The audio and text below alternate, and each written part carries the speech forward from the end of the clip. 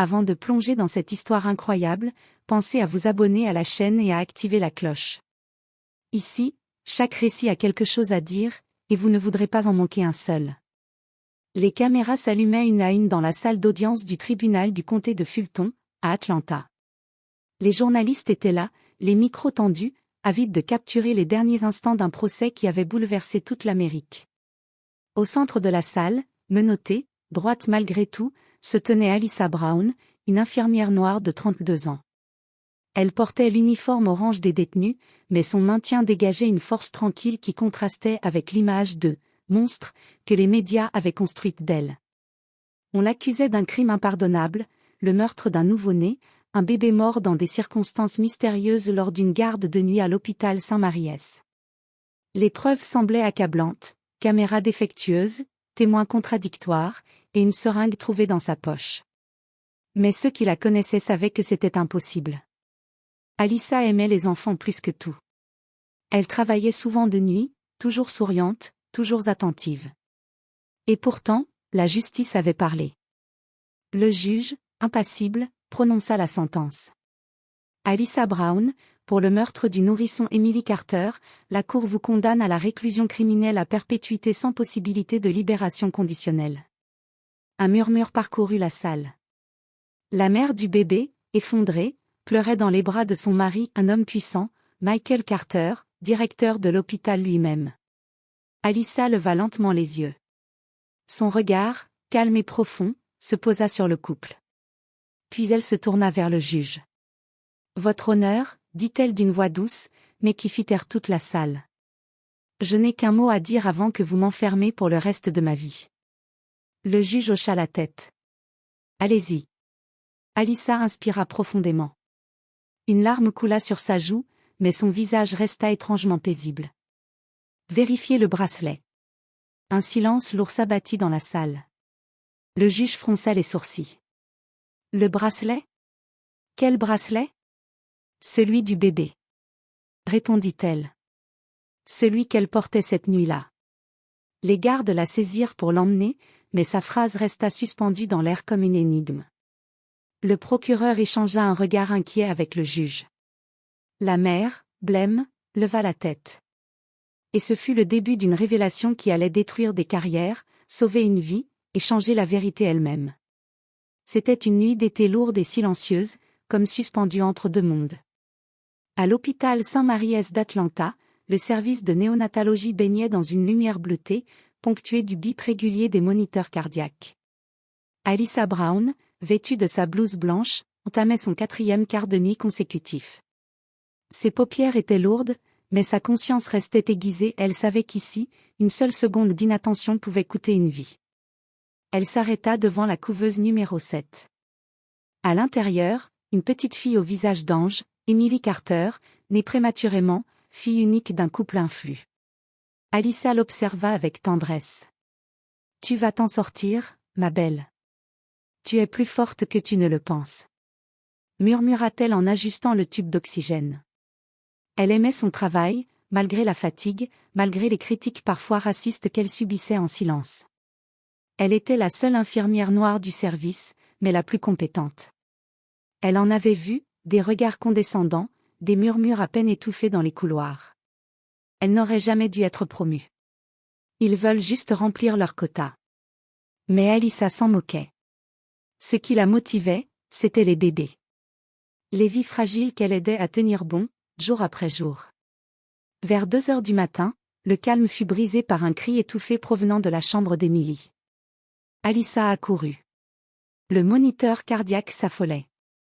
Le bébé suffoquait. « Mon Dieu, non !» cria-t-elle en appelant à l'aide. Elle fit tout ce qu'elle avait appris, massage cardiaque, oxygène, réanimation, mais le cœur d'Emily ne battait plus. Les secondes devinrent des minutes, les minutes des éternités. Et puis, plus rien. Les larmes aux yeux, Alyssa regarda la petite main qui pendait mollement hors de la couverture. « Je suis désolée, Emily, je suis tellement désolée. » Quand le docteur principal, Dr. Reed, entra dans la salle, son visage se figea. « Qu'est-ce qui s'est passé ici ? » « Je ne sais pas. Elle allait bien il y a 20 minutes. » J'étais juste allé changer une perfusion dans la salle d'accent grave côté. Mais les explications d'Alyssa ne suffirent pas. Peu après, le père du bébé, Michael Carter, fit irruption, furieux. « C'est vous qui étiez de garde ?» hurla-t-il. « Oui, monsieur, mais… » « Sortez d'ici !» rugit-il. « Vous venez de tuer ma fille. » Quelques heures plus tard, la police arriva. Dans le tiroir de l'infirmerie, ils retrouvèrent une seringue contenant un résidu inconnu. Et dans la poche d'Alyssa, une autre, vide. Elle n'avait jamais compris comment cela avait pu arriver. Elle n'avait pas eu le temps de se défendre. Les médias s'étaient emparés de l'affaire. Une infirmière noire tue le bébé d'un riche couple blanc. Le lendemain, elle était en détention préventive. Et ce qu'elle ignorait encore, c'est que le bracelet d'Emily, celui qu'elle avait mentionné au tribunal, cachait un secret capable de tout bouleverser. 3 jours après la condamnation d'Alyssa, un orage grondait sur Atlanta. Dans un petit bureau du service des preuves judiciaires, le détective Marcus observait le dossier de l'affaire avec un froncement de sourcils. Ce n'était pas la première fois qu'il voyait une condamnation trop rapide. Et surtout, il connaissait Alyssa. Sa femme, infirmière elle aussi, avait travaillé avec elle. « C'est pas possible qu'elle ait fait ça », marmonna-t-il en feuilletant les rapports. Sur son bureau, un détail attira son attention, une photo de la scène du drame, prise la nuit de la mort d'Emily Carter. Le poignet du bébé apparaissait nettement, avec un bracelet d'identification rose, sur lequel on pouvait lire Carter 4h18 2,4 kg. Mais une note du rapport d'admission indiquait que le bébé Carter était né à 3h57, pas 4h18. Une différence de 21 minutes. Minime pour certains, mais énorme pour un homme comme Marcus. Il demanda immédiatement l'accès au dossier médical complet. Quelques heures plus tard, Marcus se rendit au département de néonatologie. L'endroit était vide, silencieux, presque spectral. Il fut accueilli par l'infirmière en chef, Madame Howell, une femme sèche aux cheveux gris. « Je ne comprends pas pourquoi vous fouillez encore là-dedans, détective. L'affaire est close. Peut-être pour vous. Mais moi, je ne ferme jamais une affaire quand une condamnée dit « vérifiez le bracelet ». Howell haussa les épaules, visiblement agacé. Le bracelet ? Juste un accessoire d'hôpital. Ils sont imprimés automatiquement. Automatiquement ? Répéta Marcus, intrigué. Oui, dès qu'un bébé naît, on imprime 2 bracelets identiques, un pour le bébé, un pour la mère. Marcus prit note. Et si 2 bébés naissent presque en même temps ? Alors ils sont étiquetés selon leur ordre d'arrivée. Pourquoi ? Marcus ne répondit pas. Son instinct venait de s'enflammer. De retour dans la salle des archives, il demanda à voir la liste des naissances de cette nuit-là. 2 prénoms attirèrent son regard. Emily Carter, née à 3h57. Emma Collins, née à 4h18. Même poids, même taille, et la même infirmière de garde, Alyssa Brown. Marcus sentit un frisson lui parcourir l'échine. « Non, ce n'est pas possible. » murmura-t-il. Il fit venir le technicien de la morgue et demanda à examiner les effets personnels conservés. Le petit bracelet du bébé retrouvé mort portait bien l'inscription « Carter 4h18 ». Ce qui signifiait une chose terrible. Le bébé mort n'était pas Emily Carter. Le détective se leva d'un bond. Quelqu'un avait échangé les bracelets cette nuit-là. Et si Alyssa avait été piégée, par quelqu'un de très haut placé ? Il prit son téléphone et appela discrètement une collègue de confiance. « Sarah, j'ai besoin d'un mandat. Et vite. On doit rouvrir le dossier Brown. » « Tu veux dire l'infirmière condamnée à perpétuité ? » ?»« Oui.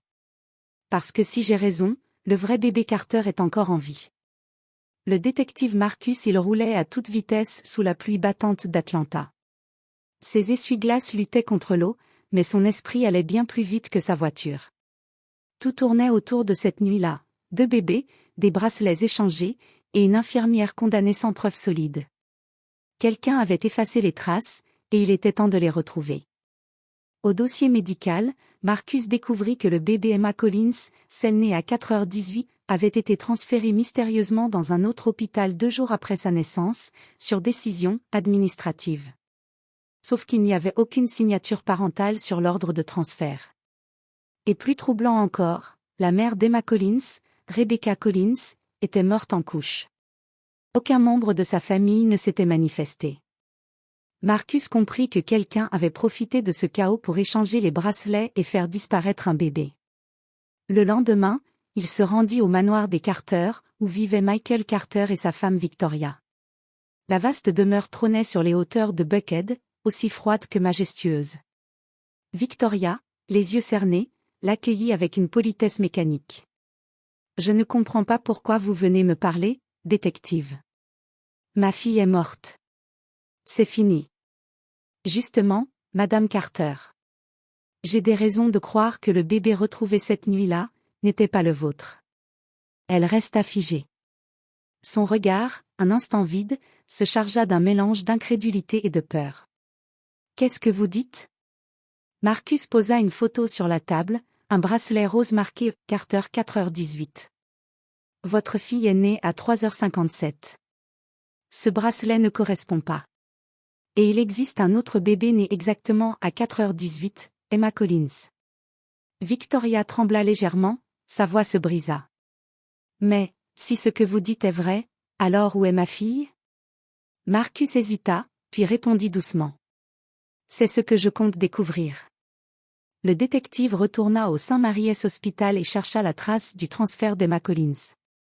Il finit par trouver un document signé, du directeur de l'établissement lui-même, Michael Carter.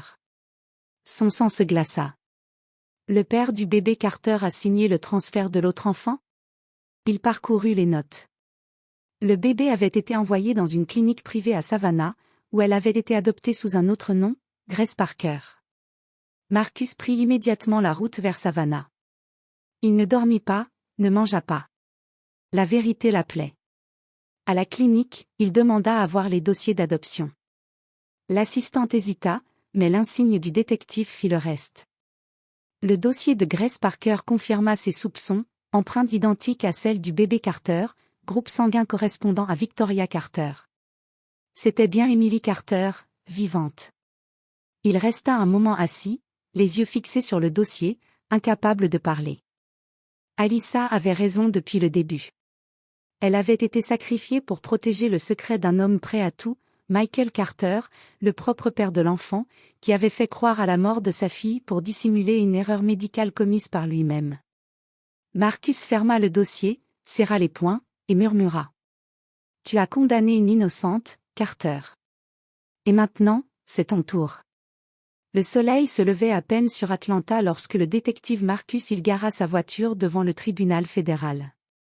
Dans sa mallette, il tenait le fruit de semaines d'enquête, dossiers médicaux, empreintes, enregistrements, et le document signé par Michael Carter lui-même. Aujourd'hui, il allait réécrire l'histoire et libérer une innocente. À l'intérieur, l'ambiance était tendue. Le procureur Daniel Brooks, l'un de ceux qui avaient plaidé contre Alyssa, n'en croyait pas ses yeux. « Vous comprenez la gravité de vos accusations, il ? Vous accusez un homme respecté, le directeur de St. Mary's, d'avoir falsifié des preuves ? » « Je n'accuse pas, je prouve, » répondit Marcus en ouvrant le dossier. Il posa 2 photos sur la table, celle du bracelet marqué « Carter 4h18 » et celle de Grace Parker, la fillette vivante à Savannah. Le bracelet du bébé mort ne correspond pas à l'heure de naissance d'Emily Carter. Voici les empreintes des 2 enfants, identiques. Voici le rapport ADN, confirmé hier soir. La fillette adoptée sous le nom de Grace Parker est en réalité la fille des Carter. Le procureur resta silencieux. Marcus poursuivit. Michael Carter a fait passer la mort de sa fille pour couvrir une injection erronée administrée cette nuit-là par un interne, sous sa supervision. Plutôt que d'assumer, il a trouvé une coupable parfaite, Alyssa Brown, l'infirmière noire de garde. Il a ensuite fait disparaître le vrai bébé Carter, en la faisant adopter sous une fausse identité. Le silence fut lourd, presque sacré. Puis Brooks hocha lentement la tête.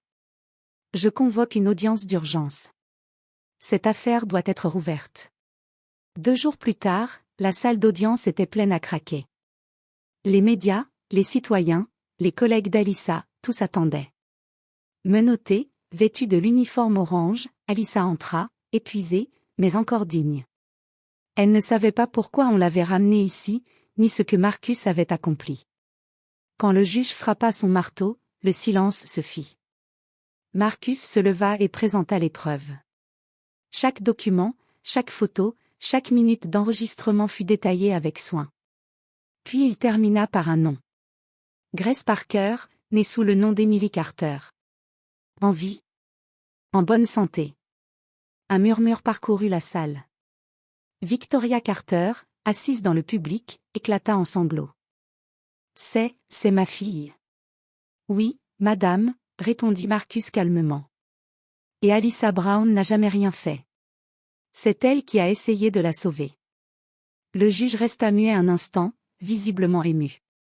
Puis il frappa son marteau. L'affaire État contre Alyssa Brown est annulée. L'accusée est libre immédiatement. Les larmes coulèrent sur le visage d'Alyssa. Elle tomba à genoux, tremblante, incapable de parler. Marcus s'approcha, la releva doucement. Je vous avais promis qu'un jour, la vérité parlerait pour vous. Une semaine plus tard, les journaux titraient. Innocente après 5 ans de prison, l'infirmière noire accusée à tort libérée grâce à un détective obstiné. Le directeur de Saint-Marie arrêté pour falsification et obstruction à la justice. Alyssa fut réintégrée à l'hôpital, cette fois en tant que superviseur du service de néonatologie. Un matin, alors qu'elle faisait sa tournée, elle aperçut une petite fille aux boucles dorées dans les bras de Victoria Carter. La femme s'approcha, émue. « Alyssa, je voulais que vous la rencontriez. Voici Emily. » La petite tendit la main. Alyssa la prit avec un sourire tremblant. « Bonjour, petite guerrière. Je t'ai veillée, tu te souviens ?» Un rayon de soleil traversa la fenêtre, illuminant la scène. Ce jour-là, la vérité avait vaincu le mensonge, et la justice avait enfin trouvé son chemin.